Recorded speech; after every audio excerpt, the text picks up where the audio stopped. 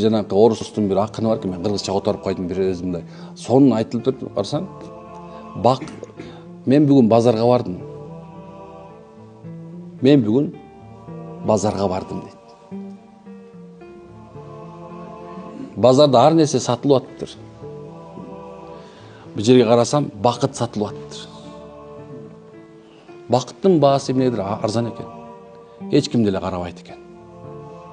Бул жерге бардым, чындык сатылып атыптыр. Тиги жерге бардым, адамдардын аброю сатылып атыптыр. Бирок эч ким аны албайт экен дейт. Биягында карасам, байлык сатылып атты, элдин баары ушакта экен дейт. Карасам, бет бактык менен 200-лүк сатылып атты, ал жерде очередь экен дейт. Бирок эмнедир адамдар чынчылдык менен жөнөкөйлүк жана эч ким барбайт экен.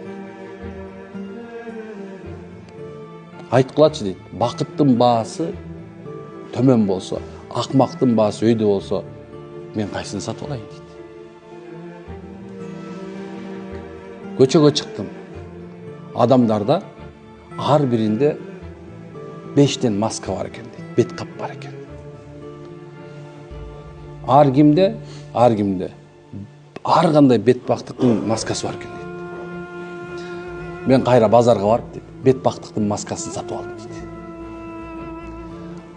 Мына ушундай болуп атат адамдарчы.